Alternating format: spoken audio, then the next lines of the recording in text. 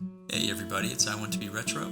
Today we're going to take a look at the hardware I'm using in my home lab, and specifically how it's being used to create videos for the channel.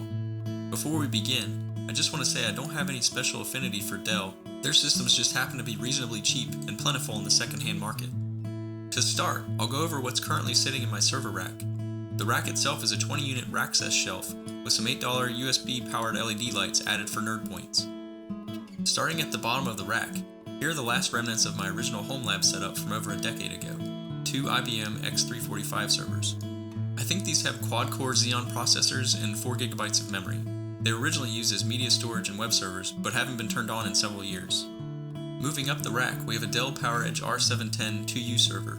This one has 2 Intel Xeon X5650 processors and 32 GB of ECC memory. This currently has VMware ESXi 6.7 installed, and has been used in some of the ESXi testing and tutorials for the channel. It's only powered on when I need access to ESXi for testing or to capture footage for a tutorial. Next up, I have another 2U R710 server, this one with 3.5-inch disk drives.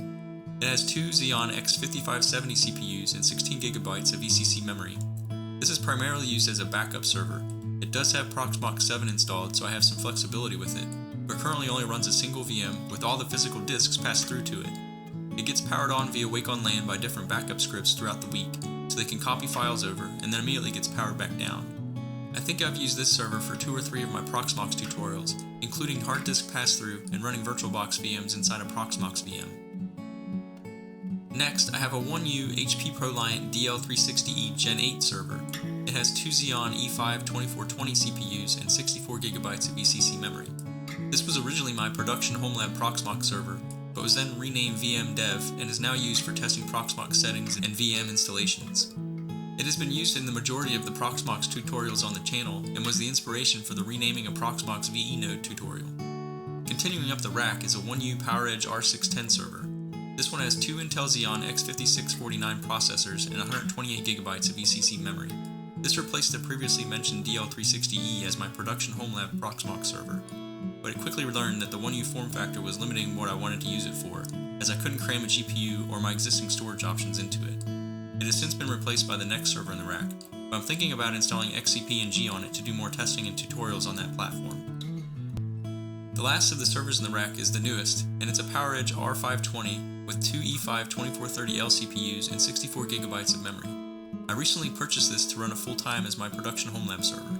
It's currently running Proxmox 7, with my Windows Server 2022 domain controller, TrueNAS scale, a full Debian VM, and several Linux container VMs for Docker and different web server environments I run. It hasn't been used for any tutorial footage, but is used daily in testing and running different tutorials and hosts the automation that uploads tutorials to GitHub, Odyssey, WordPress, and all the other places that tutorial steps are sent the day the video goes live.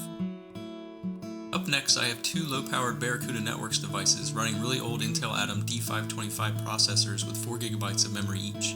These are both running Debian bare metal and are used exclusively as Docker hosts. One is used for internal home lab containers, while the other is set up in a DMZ to allow externally accessible containers from the internet with no access to the rest of my home network.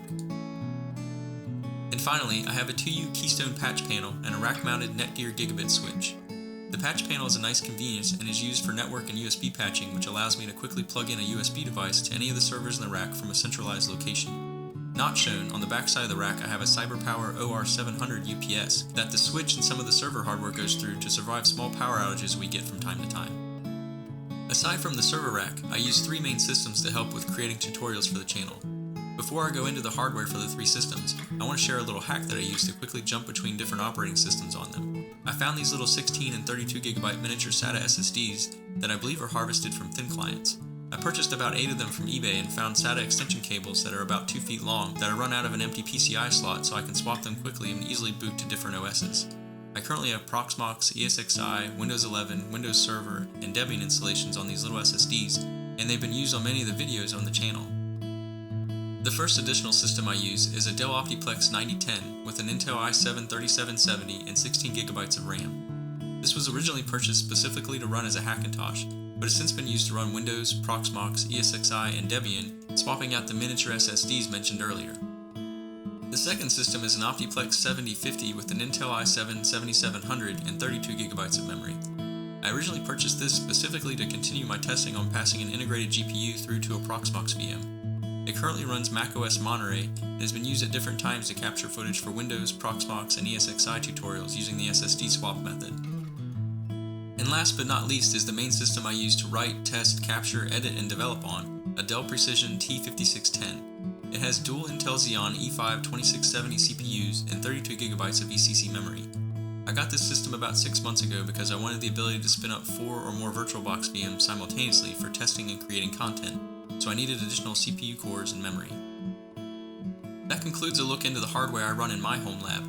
Feel free to share yours with me on Discord or Twitter, as I always enjoy seeing the creative ways other home labbers are using the hardware they have available to them.